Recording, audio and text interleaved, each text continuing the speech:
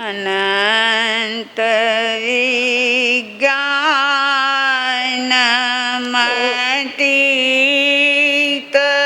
દોષમ અબાધ્ય સિદ્ધાંત મામાર્ત્ય પૂજ્યમ શ્રીવર્ધમાનમ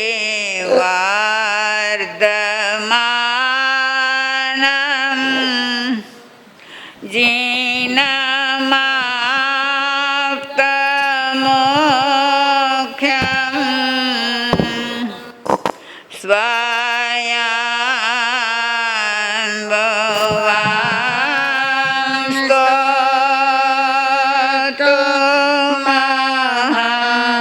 સ્વયંભવાંસ્તોતુમહમ્યતે.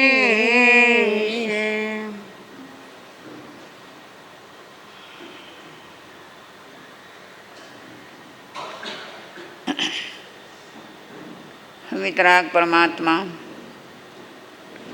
અનંત જ્ઞાની અનંત દર્શની પ્રભુવીર જગતના ભવજીવો સમક્ષ અમૃતમય વાણીનો પ્રવાહ વહાવતા ભવ્યાત્માઓને મોક્ષનો માર્ગ બતાવી ગયા છે. મોક્ષ માર્ગની આરાધના સમ્યક દર્શન, સમ્યક જ્ઞાન અને સમ્યક ચારિત્રથી થાય છે. શ્રમણ ભગવંત મહાવીર આ સાધના દ્વારા મુક્તિને પામ્યા અને આપણા માટે માર્ગ પ્રશસ્ત કરી ગયા. એ જ માર્ગે આપણે ચાલવાનું છે અને ચાલીએ. રૂપાબેન થોડી ખુરશીઓ મુકાવો.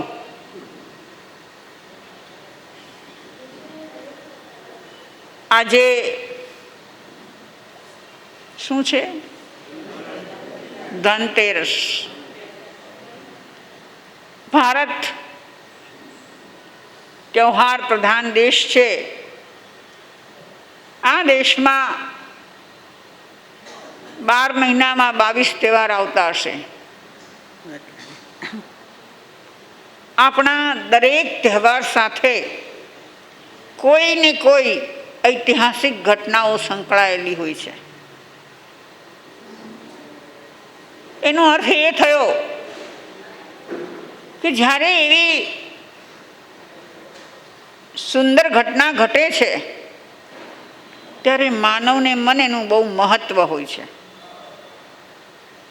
એ મહત્વ અંદરમાં ભાવ રૂપે બેસી ગયું હોય એટલે એક ને એક દિવસે કોઈ તહેવાર રૂપે બહાર આવે છે. ધનતેરસ, આપણે ધન શબ્દ પકડી લીધો. વાસ્તવિકતા એ હતી, નું નામ હતું ધન્યતેરસ. આ તેરસ ધન્ય કેમ બની? પ્રાચીન ઇતિહાસ એમ કે છે કે ભરત ચક્રવર્તી કે જે આ અસર્પણી કાળના પ્રથમ ચક્રવર્તી, પ્રથમ જ્યારે આવી કોઈ વ્યક્તિ ઊભી થાય ત્યારે એના દ્વારા જે ઘટિત થાય એ બધું પ્રથમ જ થયું હોય. એટલે જન સમાજની અંદર એક આશ્ચર્ય હોય કે આજ સુધી નહોતું બન્યું એ આજે બન્યું છે. એટલે આશ્ચર્યમાં ને આશ્ચર્યમાં સમાજ એના તરફ ઢળતો જાય. ભરત ચક્રવર્તી 6 ખંડ જીતવા ગયા છે.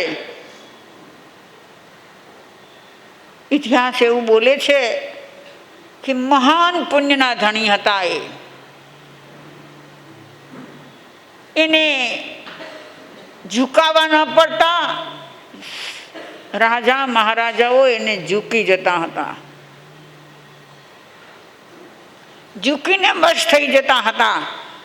એવું કહેવાય છે કે એને બહુ યુદ્ધ લડવા પડ્યા નથી. યુદ્ધ તો ક્યારે લડવા પડે? જીતવું હોય ત્યારે. સામેવાળો હારે અને પોતે જીતે એના માટે યુદ્ધ લડવું હોય. પણ લગભગ રાજાઓ ચક્રવર્તીના શરણે ગયા છે અને એમ કહેવાય છે કે 60,000 વર્ષ સુધી આ ચાલ્યું. એ જીતીને આવ્યા. તમને કહાની ખબર છે? જીતીને આવ્યા, એમની આગળ ચાલતું શું ચાલે? ચક્ર. નિયમ એવો હોય કે એ ચક્ર પહેલા નગરીમાં પ્રવેશ કરે, એની પાછળ ચક્રવર્તીને પ્રવેશ કરવાનો હોય. પણ ચક્ર અંદર પ્રવેશ કરતું નથી. કેમ? કે ખંડિયા રાજા એવા બાહુબલી હજુ એને વશ થયા નથી. અને એ પછીની કહાની તમને ખબર છે, મારી નથી કેવી. એ પત્યું પછી શું થયું? બાહુબલી જ ચાલ્યા ગયા. જીતવાનો કે હારવાનો સવાલ જ ઊભો ન થયો. અને ચક્રવર્તી નગરીમાં પધારી ગયા.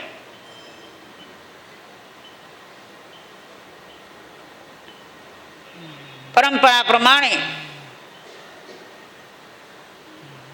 એની આયુધશાળામાં નવરત્નો ઉત્પન્ન થાય છે.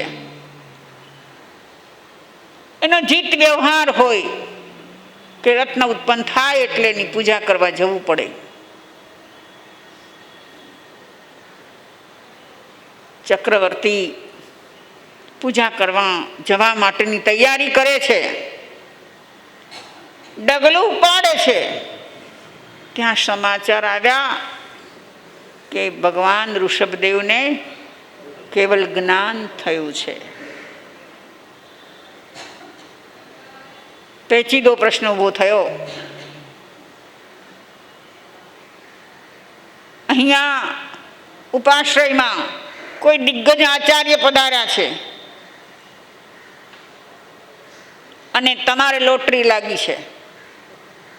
ક્યાં જવું? ક્યાં જવું? લોટરી લેવા? શું વિચારો છો ત્યારે? કે ઉપાશ્રય જવાવાળા તો ઘણા છે. આચાર્ય મહારાજ પધાર્યા છે તો એમનું સ્વાગત કરવાવાળા, એમને બાંધવાવાળા, એમને સાંભળવાવાળા તો આખો હોલ ભર્યો છે. પણ આ મારું જે થયું છે તો મારે જ જવાનું છે. તો શું કરવું? ત્યાં જવાનું નહીં. ચક્રવર્તીએ શું કર્યું?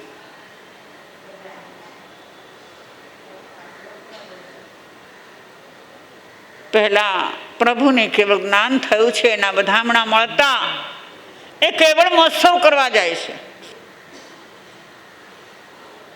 એક વાત એવી પણ આવે છે કે જે દિવસે આ ઘટનાઓ ઘટી, કેવળ જ્ઞાન થયું, ચક્રરત્ન ઉત્પન્ન થયું, તે જ દિવસે એને ત્યાં પુત્ર જન્મ થયો. ભાઈ, પુત્ર જન્મ જેવી ખુશી બીજી કઈ હોય? બીજી કોઈ હોય ખરી? પુત્ર જન્મની ખુશી વધારે કે અહીંયા ભગવાન પધારે એની ખુશી વધારે? અહીં બેઠા છો એટલે બોલો છો.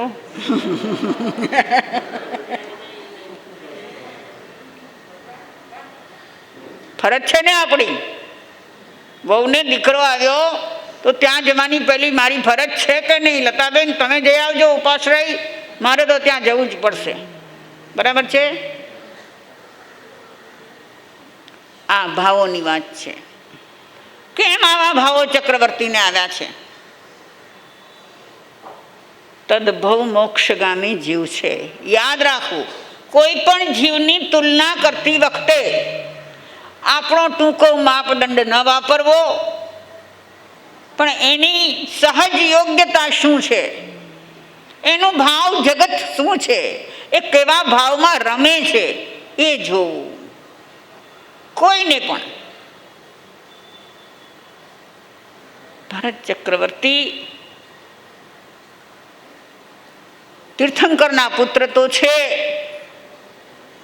આ કાળના પ્રથમ ચક્રવર્તી છે અને આ કાળમાં મોક્ષે પણ જવાના છે એમ કહેવાય છે.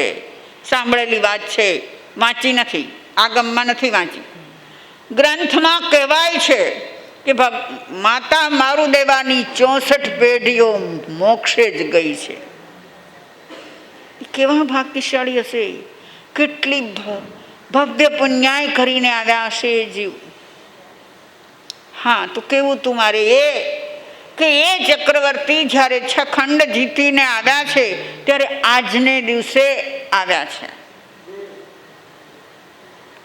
એના માટે પ્રાચીન કવિઓએ સરસ લખ્યું છે, આજ છે મારે ધન તે રસને તે દિન રૂડા સારા, આજ છે મારે ધન તે રસને તે દિન રૂડા સારા. ભરત ચક્રવર્તી 6 ખંડ સાધ્યા, ભરત ચક્રવર્તી 6 ખંડ સાધ્યા. આવ્યા તે આયુધશાળી રે, આજ મારે દિવાળી અજવાળી. આજે પણ આવ્યા છે ચક્રવર્તી. વિચાર કરો કે ચક્રવર્તી જ્યારે 6 ખંડ સાધીને વનિતા નગરીમાં પધાર્યા હશે ત્યારે એનું સ્વાગત કેવું થયું હશે? ભવ્યાતિ ભવ્ય. એમાં એ ભવ્યાતિ ભવ્યમાં શું શું હશે? તમે અહીંયા કરો છો ને સ્વાગત ઘણાના. તમે મુંબઈ વાળા કહેતા હો છો કે આ બાજુથી આવો તો આ બોરીવલી દરવાજો, પેલી બાજુથી આવો તો મુલુંડ દરવાજો. એટલે અહીં તો આવવું જ પડે. માં સતી આવવું તો પડે, પણ સ્વાગત કેવા કરો છો? તો કે ચક્રવર્તીના થયા હતા એવા. ના ના ના, ખોટું ખોટું બોલો ને. પાછું નામ તો ભવ્યાતિ ભવ્ય જ દો હો તમે. એ સ્વાગત થયું છે. ભરત ચક્રવર્તી નગરીમાં પધારી ગયા છે. રાજમહેલમાં એમનો પ્રવેશ થયો છે અને ભરત ચક્રવર્તીની આંખો ચારે બાજુ ફરી રહી છે. સુંદરીને શોધી રહી છે. તમને આ કહાની ખબર હશે કે ભગવાન ઋષભદેવે જ્યારે આ પ્રથા મટાવીને, જુગલિયા પ્રથા હતી એ પ્રથાને સુધારો કરવાનો હતો, ત્યારે ઋષભદેવ ભગવાને પોતાના ઘરમાંથી સુધારો શરૂ કર્યો. સુધારો ક્યાંથી થાય? ઘરમાંથી થાય ને, કે આપણે બીજાને ઉપદેશ આપી દઈએ એમ થાય? એમ ન થાય, પોતે પહેલા કરવું પડે. એટલે ઋષભદેવ ભગવાને ભરતની સાથે જન્મેલી બ્રાહ્મણી અને બાહુબલીની સાથે જન્મેલી સુંદરી બેઉને બદલાવી નાખ્યા. ભરતને સુંદરી આપી અને બાહુબલીને બ્રાહ્મણી આપી. સુંદરી સાથે ભરતને લગ્ન કરવા છે, પણ સુંદરી ઋષભની પુત્રી હતી. જન્મકાળથી વૈરાગ્ય રંગે રસેલી હતી. એને ચક્રવર્તીના આ ભોગ ઉપભોગમાં, ચક્રવર્તીની સંપત્તિમાં ક્યાંય મન લાગતું નથી. છતાં પિતાએ સોંપી છે એટલે રહે છે ત્યાં. ભરત વિનવે છે પણ એ લગ્ન કરતી નથી. ભરત જ્યારે જીતવા ગયા, શખંડ સાથે યુદ્ધ કરવા ગયા, એ વખતથી સુંદરીએ મનમાં એક નક્કી કરી લીધું કે ભરતને આ કાયાનો મોહ છે. મારી કાયા આટલી સુંદર છે, એ સુંદરતાનો એને મોહ છે, એ મને નહીં જવા દે. મારે પ્રભુ ઋષભના પગલે પગલે જવું છે, પણ મને નહીં જવા દે. તો શું કર્યું એણે? આંબેલો શરૂ કરી દીધી. 60,000 વર્ષ. આટલા વર્ષો સુધી 60,000 વર્ષ આપણે કેટલી આંબેલ કરી શકીએ? હું તો એકે નથી કરી શકતી, હું એક પણ નહીં. કરે છે 100 કરે છે, કોઈ 200 કરે છે, કોઈ 500 કરે છે, કરે છે.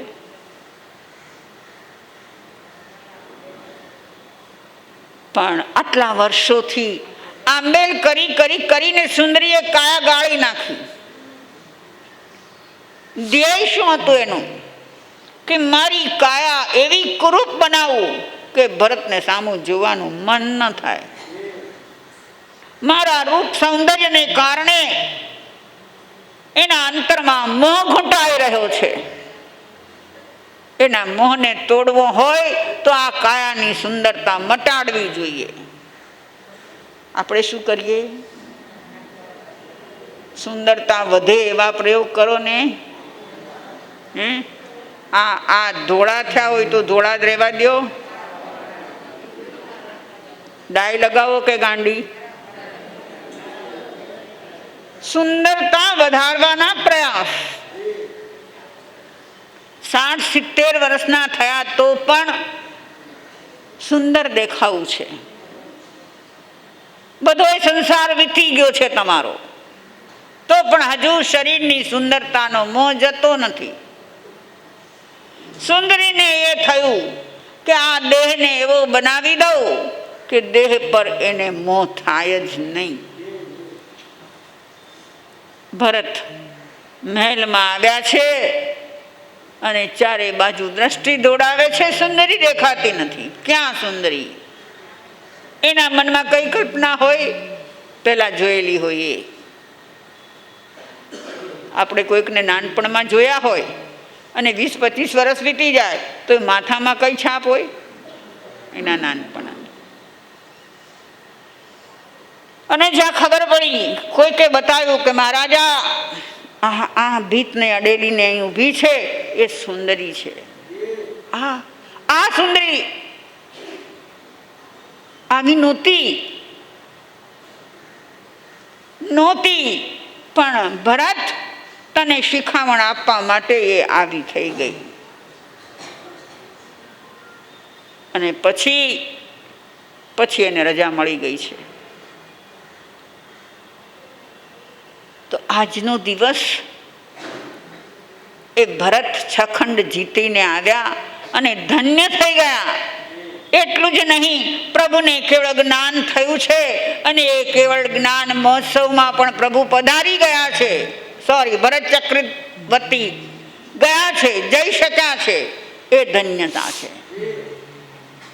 તો એ ધન્ય તેરસ કહેવાણી. એક બીજી વાત, આજના દિવસે પણ બહુ નાના ગામડાઓ જે છે આપણે ત્યાં, જ્યાંની પ્રજા બહુધા હજુ અભણ છે, જૂના રીત રિવાજો પ્રમાણે ચાલી આવે છે. એ લોકો શું કરે ખબર છે? સાંજે ગૌધન જ્યારે પાદરથી ચરીને આવતું હોય ત્યારે એને ભડકાવે. હવે આ જો આ કંઈ પ્રથા છે, આનો મતલબ શું હોય? આજે જોયું છે કે ઢોલ હોય તો ઢોલ, નહીં તો થાળી ને વેલણ લઈને જાય અને ધણ આમ ચાલ્યું આવતું એની સામે જોરથી વગાડે. ધણ ભડકે, ગાયો બિચારી ભડકે, ડરી જાય. આટલો વાંચ છે એનો. તો એ ધનતેરસ થઈ. આવા કંઈક કુરિવાજો ચાલે છે, કંઈક કુરિવાજો ચાલે છે. અને આપણામાંથી કેટલાક લોકો એને અનુસરે છે પણ ખરા, શહેરમાં આવ્યા પછી પણ. મને આશ્ચર્ય બહુ થાય. આજની ભણેલી ગણેલી પ્રજા એજ્યુકેટેડ હોય અને એને કોઈ આવી વાત કરો તો કે અમે ન માનીએ, અમને પ્રત્યક્ષ દેખાડો તો માનીએ, બાકી અમે ના માનીએ. પણ જ્યારે કોઈ સારી વાત થતી હોય, પૂછે, આવીને અમને પૂછે, માસતી કેમ છે આપની તબિયત, ને આપણે કહીએ હમણાં તો ઘણી સારી છે. ટચવુડ, ટચવુડ કરે. ખબર છે? ખબર છે? તમારા દીકરા દીકરીઓ કરતા હશે. વાય ટચવુડ એટલે શું? ટચવુડ એટલે શું? લાકડાને અડવાથી શું થાય?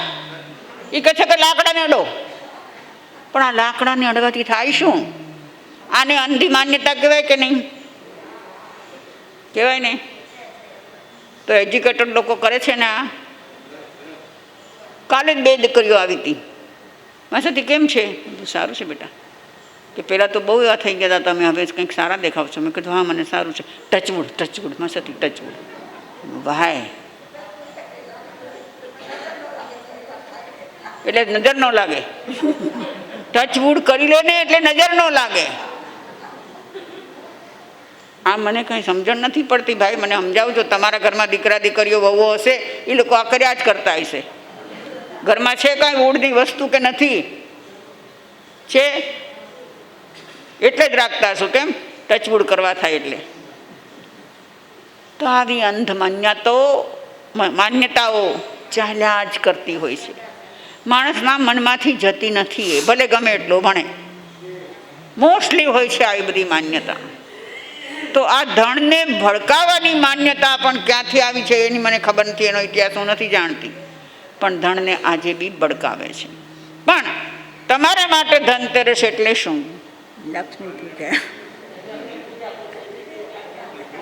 પૂજા આજે કરશો કે અમાસને દિવસે? હે? ધનની આજે પૂજા કરો. આજે પૂજા કરવાથી શું થાય? એક વખત શિવજી અને પાર્વતીજી 2 જણા બેઠા હતા અને વાદ વિવાદે ચડ્યા. તમે કરતા છો ને વાદ વિવાદ? તો 2 માણા વાદ વિવાદે ચડ્યા. શિવ અને લક્ષ્મી, સોરી વિષ્ણુ અને લક્ષ્મી.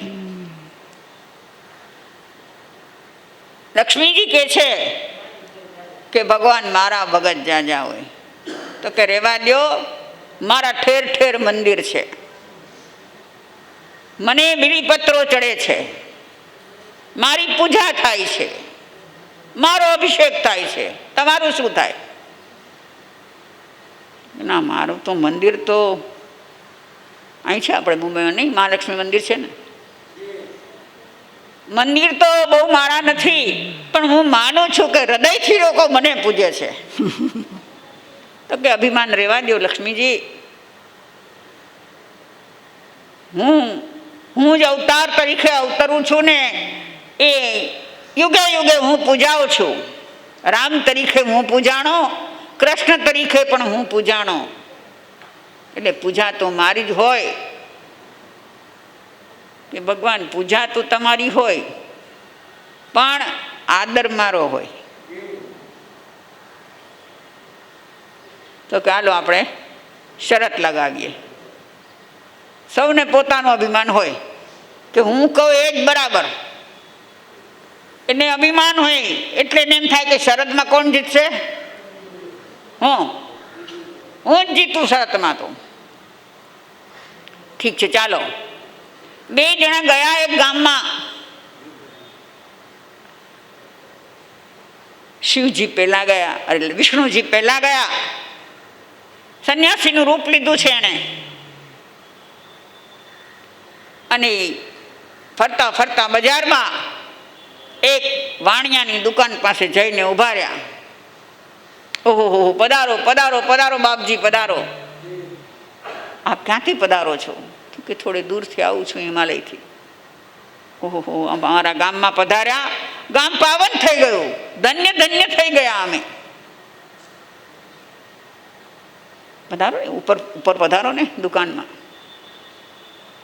એ કહે છે હું આવું તો ખરો, પણ મારે કેટલાક કાળની સાધના કરવાની છે, એટલે હું જોવા નીકળ્યો છું કે ક્યાંક એવું મને એકાંતિક સ્થાન મળે કે જ્યાં મને ડિસ્ટર્બન્સ ન થાય, તો એવી જગ્યાએ બેસીને મારે સાધના કરવી છે. પધારો, આપણે ત્યાં ખૂબ જગ્યા છે. વિષ્ણુજી આવ્યા ઉપર, ફરીને ઘર જોયું. હા, ઘણી જગ્યા તો છે ભાઈ, પણ તારે તો ટાબરાય ઘણા છે. તો આ રૂમમાં બેસું તો ત્યાં આવે, ઓલી રૂમમાં બેસું તો ત્યાં આવે, તમારે ક્યાં બેસવું? તો કે બાપજી, અમારા ઘરમાં એક સરસ મજાનો મેળો છે, કોઈ કચરો નથી, કાંઈ નથી, અને મેળો એમને ખાલી જ રહે છે, ત્યાં કોઈ જાતું નથી. તમે કહો તો સાફ સૂફ કરાવી દઉં અને ત્યાં પધારો. જોયો મેળો તો કે હા બરાબર છે, અહીંયા બેસીશું. પણ ભાઈ એક વાત છે કે શું, કે જ્યાં સુધી મારી સાધના પૂરી નહીં થાય ત્યાં સુધી હું અહીંથી ઉઠીશ નહીં. આ મારો પાક્કો નિયમ છે. કાંઈ વાંધો નહીં, અમારે તો એ મેળો કંઈ બહુ કામનોય નથી, અમારે તો અહીંયા બધું થઈ રહે છે, એટલે કાંઈ તમે ચિંતા ન કરો, તમને કોઈ કાંઈ ડિસ્ટર્બ નહીં કરે. તમારે જેટલા મહિના રહેવું એટલા મહિના રહેવું, અને અમે આપની સેવા પણ કરશું, આપને સમયે સમયે ભોજન પણ પહોંચાડશું, અને અમારું તો ભાગ્ય ખુલી ગયું છે કે આપના જેવા સંત અમારા ઘરમાં રહે. સારું, ચડી ગયા સંત મેળે. ચાલી સાધના, 5 દિવસ 15 દિવસ ગયા, અને એક માતાજી આવ્યા. સાધ્વીનો વેશ છે, ભગવા કપડાં પહેર્યા છે, ત્રિપુંડ તાણ્યા છે, બેરખા છે હાથમાં ને ગળામાં, અને એકદમ સુંદર છે, દેદીપ્યમાન છે. ખભે ભગવી જોડી છે, અને એની દુકાન પાસે આવીને ઊભા રહ્યા. ઓહો, માતાજી પધારો, ક્યારેય તમને આ ગામમાં તો જોયા નથી. તો કે હા બેટા, પહેલી વાર જ આવીશું આ ગામમાં, પધારો, પગલાં કરો. તો કે આવીશ, પહેલાં મને પાણી આપી દે, કે બહુ તરસ લાગી છે. સ્વચ્છ જળ લાવજે, લોટો ભરીને લાવ, સ્વચ્છ જળ આપજે મને. લોટો ભરીને પાણી લાવ્યો. હું કે તમારા વાસણમાં નહીં પીવું, મારે મારું વાસણ. જોડીમાંથી ગ્લાસ કાઢ્યો, એમાં પાણી આપ્યું, અને વાણિયાની નજર ગઈ, ઓહ, આ તો સોનાનો ગ્લાસ છે. સોનાના, ચાંદીના તો જોયા, પણ સોનાના જોયા છે ભાઈઓ? તમે લઈ આવ્યા નહીં?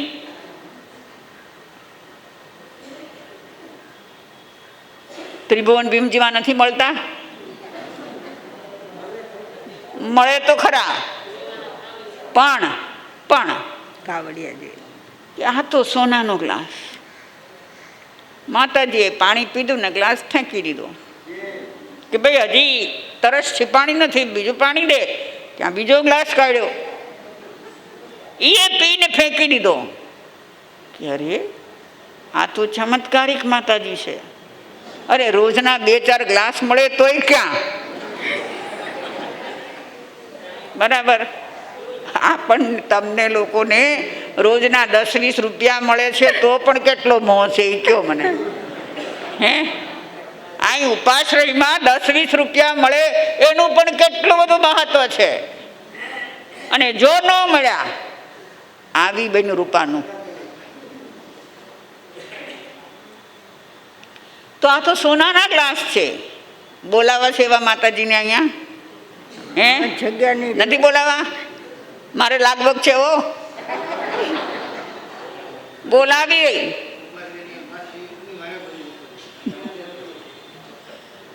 વાણિયો તો ખુશ થઈ ગયો, પધારો પધારો માતાજી, એમ થોડું ચાલ્યું છે ભાઈ, આવો ભોજન તો કરો. અને માતાજી 2 પગથિયા ચડી અને દુકાનમાં આવ્યા. દુકાનમાં આવ્યા અને મોઢું બગાડવા માંડ્યા. અરે શું થયું માતાજી, કેમ મોઢું બગાડો છો? કંઈક ગંધ આવે છે. શેની ગંધ આવે છે? અરે કેટલી સ્વચ્છ દુકાન છે, રોજ ધૂપ દીપ અગરબત્તી કરું છું, સુગંધ ફેલાયેલી હોય છે, તમને ગંધ શેની આવે છે? એ કાંઈક ગંધાય છે, કાંઈક ગંધાય છે. પણ શું માતાજી, મને તો કાંઈ દેખાતું નથી મારી દુકાનમાં.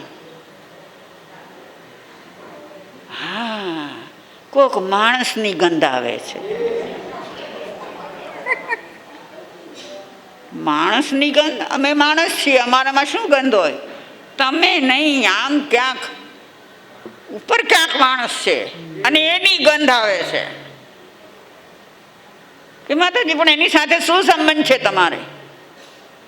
એવી ગંધ લેવાની ક્યાં જરૂર છે? ભલે ગંધ આવતી, તમે આવો, હું ધૂપ કરું છું, અગરબત્તીઓ કરું છું, અત્તર છાંટું છું, સુગંધ ફેલાવી દઉં છું, પણ આપ આવો. મારો નિયમ છે કે બહારની કોઈ વ્યક્તિ જ્યાં હોય ત્યાં અમારે રહેવાય નહીં. તમે ઘરના જેટલા મેમ્બર હોય એ ભલે, પણ બહારની એક પણ વ્યક્તિ જો અહીંયા હોય તો મારે અહીંયા રહેવાય નહીં. હવે શું કરે વાણિયો? વાણિયો બુદ્ધિમાન હોય ને, હે? વાણિયાની બુદ્ધિ હંમેશા વખણાની છે. એ મને જો એક વાત યાદ આવી કે એક વખત 8-10 મિત્રો ફરવા નીકળ્યા. ફરતા ફરતા ફરતા એક નદી પર જઈ ચડ્યા અને નદી પાસે એક સંત બેઠા હતા. તો જસ્ટ વાતો ચાલી. તો સંત કે આ નદી છે ને, એનું પાણી બહુ ચમત્કારિક છે. કે એ કેમ? શું ચમત્કારિક છે? તો કે આ પાસે જે ઝાડ છે ને, એ ઝાડનું પાંદડું જો નદીના પાણીમાં પડે તો હંસ બનીને તરવા માંડે, અને એ પાંદડું જો અહીંયા બહાર પડે, નદીની બહાર પડે, તો એ કાબર થઈને ઉડી જાય. આ તો બહુ કહેવાય કે આ વાતાવરણ જેવું લાગે છે. પણ સંતે પૂછી લીધું હતું કે તમે 10 જણા આવ્યા છો, એમાં કોઈ વાણિયો નથી ને? હવે એમાં એક વાણિયો હતો, કમલેશભાઈ તમારો જેવો વાણિયો હતો.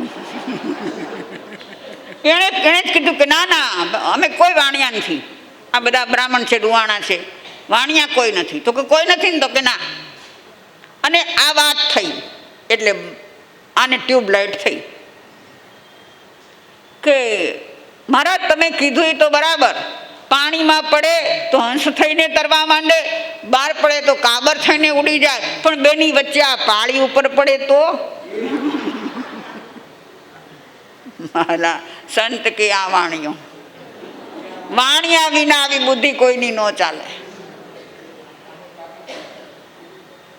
અહીં પણ વાણિયો, માતાજી કાંઈ જ નથી, આવો તમે. તો કે નહીં, કાંઈક છે. તો કે છે ભાઈ, એક સંત પુરુષ પધાર્યા છે, એ પોતાની સાધના ઉપર કરી રહ્યા છે, એની સાથે આપણે કાંઈ મતલબ નથી, એ આપણને ડિસ્ટર્બ કરતા નથી, આપણે એને ડિસ્ટર્બ કરતા નથી, પણ તમે આવો, જમો.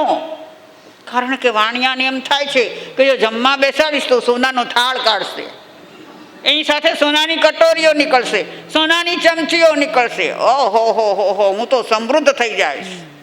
દિવાળીમાં આવી બધી કલ્પના કરો છો ને?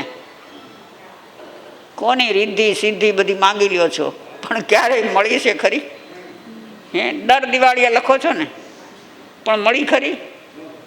તોય હજી આશા છે, તોય હજી અંદરમાં આશા છે તો કાંઈક મળી જશે. પેલી માતાજી કે હું તો આ ચાલી, કે તારે બીજાને રાખવા હોય તો રાખને, હું ક્યાં ના પાડું છું, પણ મને મારો નિયમ છે તો હું તો જાઉં છું. કે નહીં માતાજી, હું હમણાં એને કહું છું. ગયા ઉપર વાણિયાભાઈ કે મહારાજ એક મુશ્કેલી ઊભી થઈ છે. તો કે શું મુશ્કેલી ઊભી થઈ છે? કે ભાઈ એક માતાજી આવ્યા છે ને, એમને અહીંયા રહેવું છે, પણ તમે અહીંયા હો તો એ ના રહી શકે. તો કે હું ક્યાં નડું છું એને? તો કે જે હોય તે, પણ આપ ચાલ્યા જશો, બીજે જશો આપ? કે હું શેનો જાઓ? મેં શું કીધું તું તને કે મારી સાધના પૂરી નહીં થાય ત્યાં સુધી હું અહીંથી ખસીશ નહીં? તો ત્યારે તે મને વચન આપ્યું હતું, અને હવે તું જ ફરી જા છો. હું નહીં જાઉં અહીંથી. અને પછી વાણીઓ મૂકે. પછી તો ટોન બદલાઈ ગયો. જાવું જ કે નહીં? ઊભો થાય કે નહીં? જેને મથેણ વંદામી કરતા હતા એને કહે છે ઊભો થાજ કે નહીં? પેલા સંત કહે છે નહીં ઊભો થાવ, તું શું કરી લઈશ? કરી લે તારે જે કરવું હોય. બોલાવ્યા 4 માણસોને. પકડો, 2 જણ હાથ પકડો, 2 જણ પગ પકડો, કાઢવાને. અને ખરેખર પકડ્યા, ખરેખર ટીંગાટોળી કરી એને કાઢ્યા, બહાર બજારમાં મૂકી દીધા. અને પછી આવ્યો, ક્યાં છે માતાજી? હવે આવો. ત્યાં માતાજી નથી. માતાજી ચાલ્યા ગયા છે. અરે ક્યાં ગયા માતાજી? અરે છોકરાઓ માતાજીનું ધ્યાન ન રાખ્યું, ક્યાં ગયા? ગોતો ક્યાં ગયા? બાજુની દુકાનમાં, અહીંયા ત્યાં બધે ગોત્યા, બધે દોડાવ્યા, મળે માતાજી? એ બંને લક્ષ્મી ને વિષ્ણુ ગામની બહાર જઈને પાદરમાં ભેગા થયા. લક્ષ્મીજી કહે છે કા ભગવાન શું છે? કોના ભક્તો વધારે? ભગવાને તો બહુ બડાઈ કરી હતી, મંદિર મારા થાય છે, તમારા થોડા થાય છે. તો કે આ કરાવો હજી મંદિરને, બેહો એમાં પથ્થર થઈને.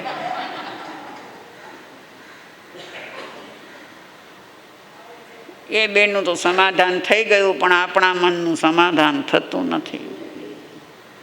આપણી દશા બુરી છે. અહીં આવો છો ત્યારે ભગવાનનું નામ લો છો, અને અહીંથી બહાર નીકળો છો એટલે ભજ કલદારમ, કલદારનું ભજન કરો છો. આવી સ્થિતિ છે. જ્યાં સુધી હૃદય ચોખ્ખું નહીં હોય, હૃદયમાં જે છે એ સ્વીકારી નહીં શકાતું હોય, અને ઉપરથી જ આપણે કર્યા કરીશું નહીં. અરે એક સામાન્ય વાત, તમે કોઈને ઘરે જઈને ઉભા રહ્યો ને જો તમને મીઠો આવકાર ન મળે તો પછી એને ત્યાં જવાનું મન થાય? એને આવો કીધું હોય પણ છતાં સમજી જાવ કે નહીં? એ આવો કરે છે, પણ અંદરમાં કોઈ ભાવ નથી. આ તો હું આવી ગયો છું એટલે આવો કરે છે, બાકી ચાહતો નથી કે હું આવું એમ. સમજીએ છીએ ને આપણે અલ્પ માનવ છીએ, અલ્પ બુદ્ધિવાળા છીએ, અલ્પ સમજણવાળા છીએ, અને છતાં આપણે આ સમજી જઈએ છીએ. એટલે તો કહ્યું કે આબ નહીં આદર નહીં, નહીં નો મેં ને ટાગર જાતા હે સકી ભલે 54 વર્ષે મેં. ભલે સોનાનો વરસાદ વરસાવે પણ આપણા માટે આદર નથી, આવકાર નથી, ત્યાં ન જવું. તો ભગવાન શું કહે છે? ભગવાન કેમ આપણા હૃદયમાં નથી પધારતો? હૃદયથી કોને આવકારીએ છીએ? લક્ષ્મીને કે વિષ્ણુને? હૃદયથી કોનું માન છે આપણને? આપણા હૃદયને જોઈ લઈએ, તપાસી લઈએ. જેના પ્રત્યે આદર હશે, જેના પ્રત્યે માન હશે, જેને ઈચ્છતા હશો એ એન કેન પ્રકારે કદાચ આવશે, પણ ટકશે નહીં. વિષ્ણુ વિના લક્ષ્મીજી ટકે નહીં. બરાબર છે? તો જોઈએ છે કોણ? લક્ષ્મી. તો વિષ્ણુને પહેલા બેસાડવા પડશે. પણ વિષ્ણુનું જો જરા પણ અપમાન કર્યું ને તો આવેલા લક્ષ્મી ચાલ્યા જશે. બરાબર છે? આપણે કરીએ છીએ અપમાન, પ્રભુની અવગણના કરીએ છીએ. અહીં બેઠા હોય ત્યાં સુધી પ્રભુ પ્રભુ અને જે કાર કરીએ છીએ. પછી ભગવાન તમે જે કહો એ ભલે કહો, પણ અમે તો આમ જ કરવાના. આપણને કેટલું કહી ગયા છે પ્રભુ. તું શ્રાવક છો તો શ્રાવકને આમ કરવું જોઈએ, તું સાધુ છો તો સાધુને આમ કરવું જોઈએ. સૂજે છે આપણને. તો ભાઈઓ બહેનો, ધનતેરસ, ધન્યતેરસ, ચક્રવર્તી 6 ખંડના ધણી થયા છે, અખૂટ રિદ્ધિ સિદ્ધિ છે. મને તો ભરત ચક્રવર્તીને જ્યારે જ્યારે યાદ કરું ત્યારે ત્યારે મને એમ થાય કે એનું આત્મપોત કેવું હશે, એ આત્મા કેવો ઉજ્જવળ થયો હશે કે એક બાજુ અખૂટ સંપત્તિનો સ્વામી થયો છે અને બીજી બાજુ એના અંદરમાં વૈરાગ્ય ઘૂંટાય છે. તમે બહુ વખત સાંભળી ચૂક્યા છો કે એણે એવા માણસો રાખ્યા હતા કે એને ચેતવે. એના રાજમહેલની અંદર જેટલા બી કર્વિંગ પોઈન્ટ હતા, ટર્નિંગ પોઈન્ટ હતા, ત્યાં બધે એક એક માણસને ઊભે રાખ્યો હતો અને એને કહ્યું હતું કે હું જ્યારે અહીંથી પસાર થાવ મને તમારે ચેતવવાનો છે. ચેત ચેત ભરતેશ્વર રાયા, કાલ ઝપાટા દેતા હૈ. કાળની તલવાર તારા પર તોડાઈ રહી છે, માટે ચેતીને ચાલજે. આપણે શેના માટે માણસો રાખ્યા છે? ઠામ ઉટકવા. અરે આપણી દશા તો કેટલી બુરી છે. એને નોકર માણસો રાખ્યા હતા ને એને ચેતવી ગયા અને આપણી સામે સાધુ સંતો પધારે છે. પંચ મહાવ્રતધારી મુનિઓ અને સાધ્વીજીઓ આવે છે ને તમને ચેતાવે છે, પણ ચેતવું નથી. ભરતેશ્વર ચેતી ગયા હતા. એવા જીવને અરીસા ભવનમાં કેવળ જ્ઞાન થાય. આપણા જેવા સમોસરણમાં જાય ને તો એ ધોયેલ મૂળા જેવા પાછા આવે. એટલે આપણે આપણી યોગ્યતા વધારવાની છે. ધર્મ કરવો એટલે શું કે આપણે આપણી આત્મિક યોગ્યતા વધારતા જઈએ કે એક ને એક ભાવમાં આપણી સ્થિતિ પણ એના જેવી થાય, આપણા આત્મા પણ એના જેવો વિશુદ્ધતા પામે અને એ જે પામ્યા એ પામી શકીએ. એ માટે ધર્મ છે, એ માટે ઉપાશ્રય છે, એ માટે સત્સંગ છે, એ માટે સાધુ દર્શન છે. તો આપણી તેરસને જો ધન્ય બનાવવી હોય તો એ ધન્યતા આ રીતે થશે કે આપણે આ બધું કરતાં આપણી જાતને ધન્ય એ રીતે કરી દઈએ કે આપણી યોગ્યતા પ્રગટ થઈ જાય. જેનામાં યોગ્યતા હોય ને એ પાત્ર બની શકે છે, કાંઈક ઝીલે છે. સાવ સાદી સીધી વાત છે કે જે માટીમાં પાત્ર બનવાની યોગ્યતા છે એ જ માટીનું પાત્ર બને. બરાબર છે? કુંભાર જોઈને માટી લાવે હો, ગમે તે માટી નહીં લઈ આવે. તો એનામાં યોગ્યતા છે, પાત્ર બનવાની યોગ્યતા છે. બનાવનારો કોક જોઈએ અને બનાવનારો મળે છે તો સુંદરમાં સુંદર પાત્રો બને છે. આપણામાં એવી યોગ્યતા પહેલાં પ્રગટ કરી લઈએ.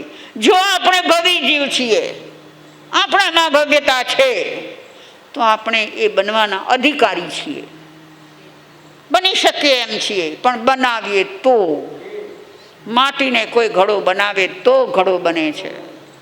એમ આપણે આપણા અંતરાત્માને પાત્ર બનાવીએ તો એ બની શકે છે. માટે ભાઈઓ અને બહેનો, આ દિવાળીના તહેવારમાં કે જે આ સમય ભગવાન મહાવીરની અંતિમ સાધનાનો સમય છે, આ બહુ યાદ રાખજો.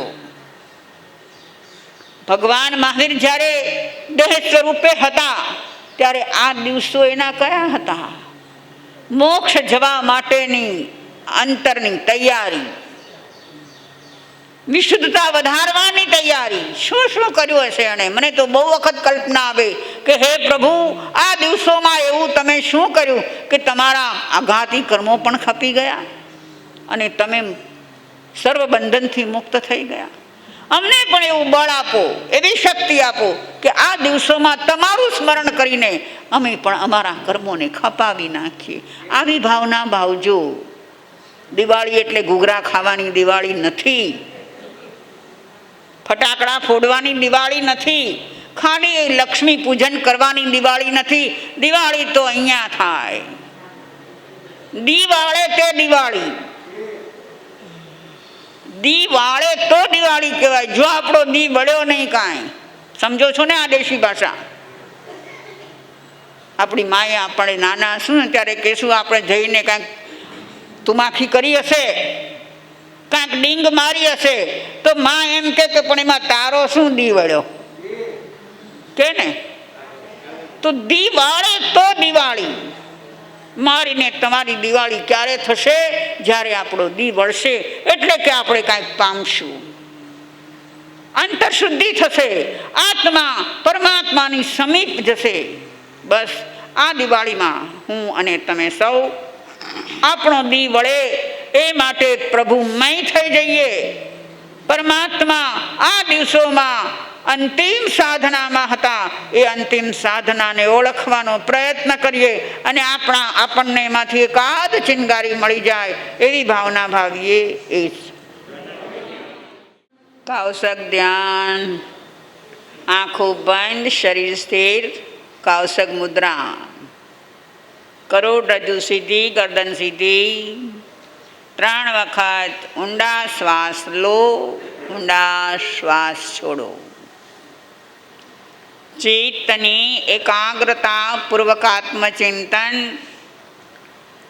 માત્ર ચિંતન બોલશો નહીં, માત્ર ચિંતન. હું આત્મા છું, હું આત્મા છું. ભવ્યત્વ સાથે વિચરણ કરતો આત્મા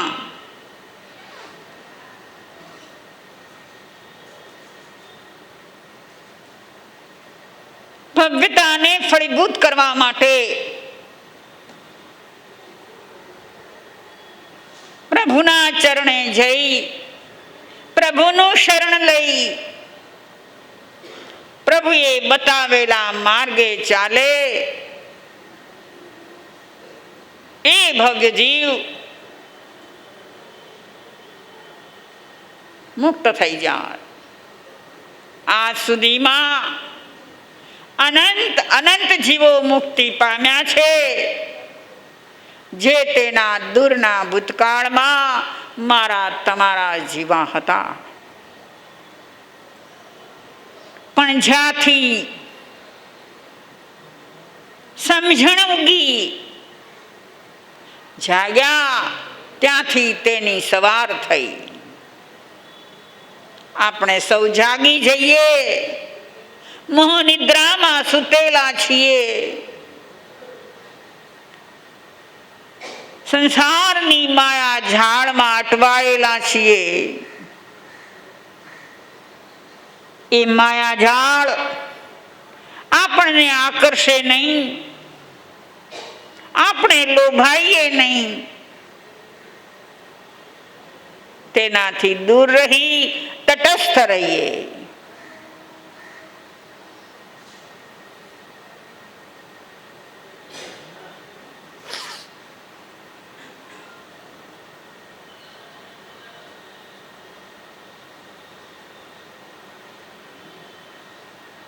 હું આત્મા છું, પરમાત્મા થવાનો અધિકારી છું.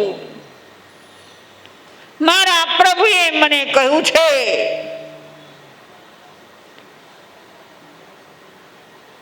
કે તું સાધના કરે, બહિરાત્મા છો, સાધના કરી અંતરાત્મા થઈ શકે છે અને એ જ અંતરાત્મા પરમાત્મા પદ સુધી પહોંચી શકે છે. હે પ્રભુ, મને શક્તિ આપો, ભક્તિ આપો, એવું બળ આપો કે હું સાધનામાં જોડાઈ જાઉં.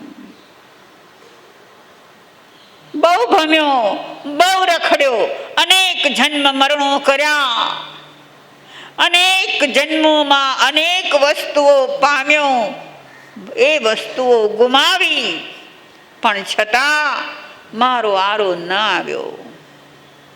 હવે મને સંસારનો થાક લાગ્યો છે. હવે આ સંસારમાં મારે રખડવું નથી. પ્રભુ માત્ર ને માત્ર તારો આશરો છે, તારે આશરે હું આવ્યો છું. આવી બલવતી ભાવનાથી પ્રભુના ચરણ પકડી લઈએ, પ્રભુએ કહેલી વાતો સ્વીકારી લઈએ.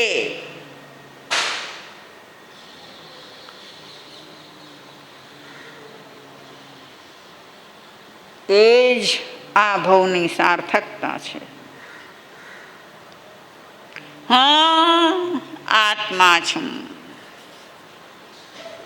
હા, આત્મા છું.